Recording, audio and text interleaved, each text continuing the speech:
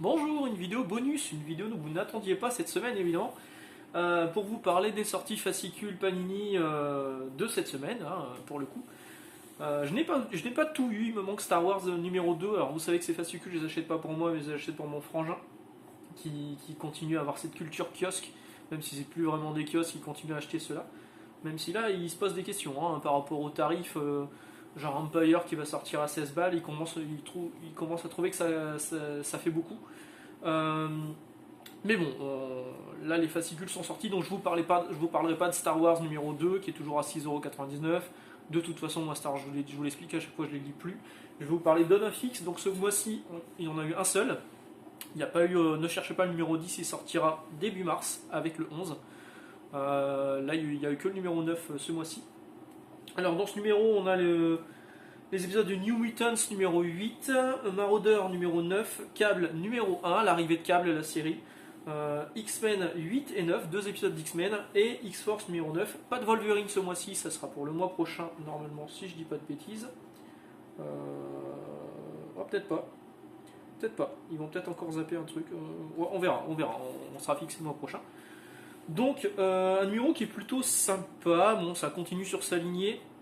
Marauder, c'est toujours bien. New Mutants, donc là, c'est les New Mutants, pas par Hickman, mais par Brisson, et du coup, c'est pas terrible.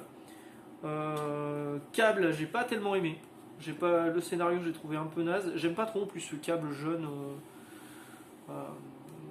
qui a remplacé le Cable plus ancien, même s'il y a un truc à la fin qui annonce des trucs plus ou moins intéressants par la suite. Mais j'aime pas trop ce Cable, j'aime pas trop le dessin de Phil Noto, j'ai jamais été fan de ce style très colorisé, trop numérique pour moi, je sais pas, ça me plaît pas des masses. L'épisode de Marauder il est vraiment cool, je vous l'ai dit. L'épisode de Nouveau Mutant c'est avec Magma qui revient à Novaroma, alors pour les plus anciens d'entre nous qui connaissaient déjà les Nouveaux Mutants depuis une paire d'années. Novaroma, ça va vous parler. Les épisodes d'X-Men sont bons, c'est avec les Broad, donc plutôt sympa.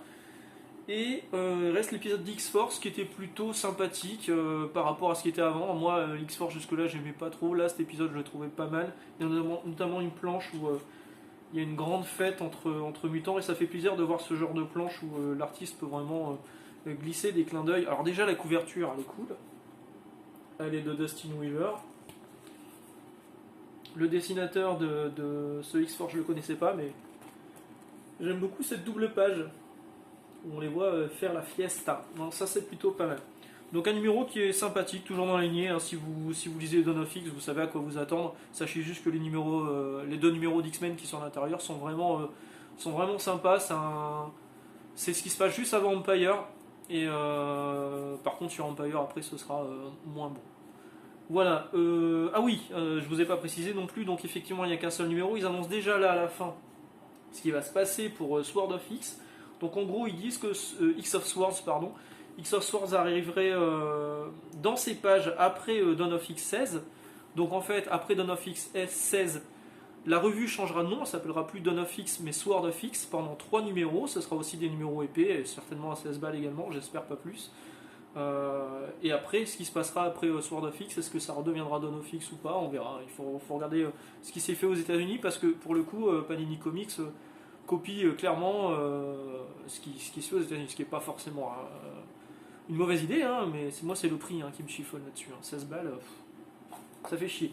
Des revues un peu moins chères, 8,90€, ça reste cher, mais c'est les dernières. Spider-Man numéro 12 qui est juste là. Donc à l'intérieur, vous avez Amazing Spider-Man, je crois qu'il y a 2 épisodes. Numéro 40 et 41, c'est ça, toujours scénarisé par Nick Spencer. Seul les 2 épisodes est dessiné par Ryan Otley, mais alors quel régal, Ryan Otley au dessin, c'est vraiment top. De toute façon, regardez son fisc. Je trouve ça vraiment très très bon. La série est cool, moi elle me plaît, elle continue à me plaire. Vous avez aussi Mary Jane numéro 5. J'ai pas vérifié, tiens, dans mon TPB on allait jusque là, ou si on avait le numéro 6. Il y a un numéro 6 qui a priori qui devait être le début d'un nouvel arc narratif, mais qui est finalement l'épilogue de ce premier arc. parce que la série s'est arrêtée aux États-Unis suite aux problèmes de Covid, pandémie, etc., etc. Donc là, c'est l'épisode numéro 5 de Mary Jane, hein, qui vaut ce qu'il vaut. C'est toujours joli à voir, mais c'est un peu. C'est marrant parce qu'à la fin, là, dans Écho multiple, Christian Graves nous dit ah, ça vous a plu Mary Jane? Non, parce qu'en fait, c'est nul. Hein. Enfin, là, je grossis le trait, hein, mais lui, il dit clairement je trouve ça un peu débile, on comprend pas trop pourquoi Mary Jane elle arrive à vaincre tous ces mecs, tous ces super vilains qui sont là sur place. À l'intérieur, il y a aussi un épisode de Miles Morales. Il y a 2 épisodes de Miles Morales, Spider-Man, qui sont sympas parce que il y a un rapport avec l'univers Ultimate et du coup moi ça me plaît un peu. D'ailleurs, il y a une autre publication ce mois-ci qui a beaucoup de rapport avec l'univers Ultimate. Hop, je vais la sortir tout de suite. Venom numéro 9.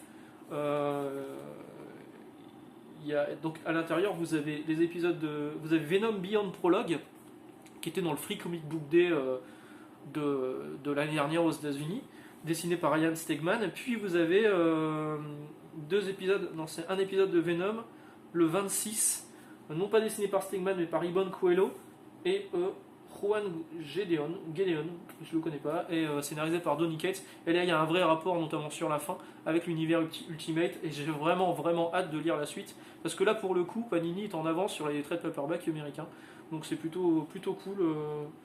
Je les découvre là en même temps que vous et ces épisodes je les trouve bons. Alors, c'est toujours pareil, hein, c'est du Donny Cates. Il y a un épisode de Web of Venom scénarisé par Cates mais que j'ai trouvé un peu middle mais qui fait avancer les choses avec Null, avec l'arrivée de King in Black, le crossover King in Black.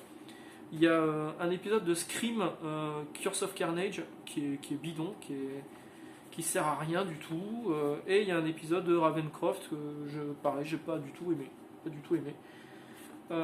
Il nous annonce là déjà que King in Black, il y a énormément de tie-in, ça va être costaud, ça va être gros et tout. Ils sont en train de nous préparer tout doucement à nous le claquer dans un gros volume à 16 balles comme ils font avec Dawn of X. Voilà, ou Empire. Je le sens venir gros comme une maison.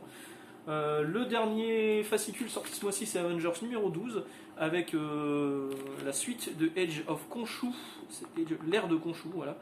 2 épisodes de Avengers, un épisode de Thor par Donny Cates et Nick Klein, et 2 épisodes de Iron Man 2020. Iron Man 2020, vous pouvez zapper, moi j'ai pas du tout aimé. Thor, c'est toujours très très bon, un seul épisode c'est dommage, et les 2 épisodes d'Avengers sont plutôt sympas. Ça fait un peu avancer l'histoire avec Mephisto qui se trouve toujours à Las Vegas, et ça fait aussi un petit peu avancer. Alors par contre il y a des trucs un peu bizarres sur la traduction parce que pareil du coup là je les lis en VF en attendant de récupérer mon trade paperback VO qui vient de partir de Books ETC. Il y a des trucs un peu bizarres sur la traduction avec des super-héros qui emploient les termes de mec ou meuf. Bizarre. J'ai trouvé ça chelou en fait à la lecture. Voilà, donc ça c'est les fascicules de ce mois-ci. Je vous parlais un petit peu de Books ETC, d'ailleurs je vais vous parler un petit peu de Books ETC.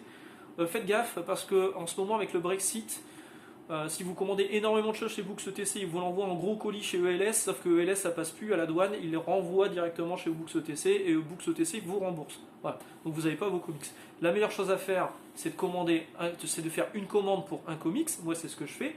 Ils envoient les comics en TPB classique souple dans une seule enveloppe cartonnée par Royal Mail, et Royal Mail ça passe nickel, pas de frais de douane, ça met plus de temps. Avant moi je les recevais en une semaine chrono, à partir du moment où c'était parti chez Books ETC, maintenant c'est plus de l'ordre du 3 semaines.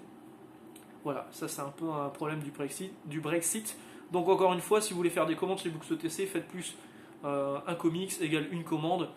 Et même dans ces cas-là, si vous commandez des gros trucs, genre des omnibus, ils sont obligés de le passer non pas par Royal Mail mais par un transporteur, ça risque de coincer. C'est un peu chiant, mais on est obligé de faire avec.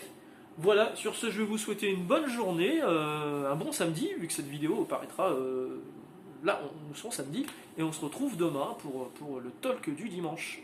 Ciao!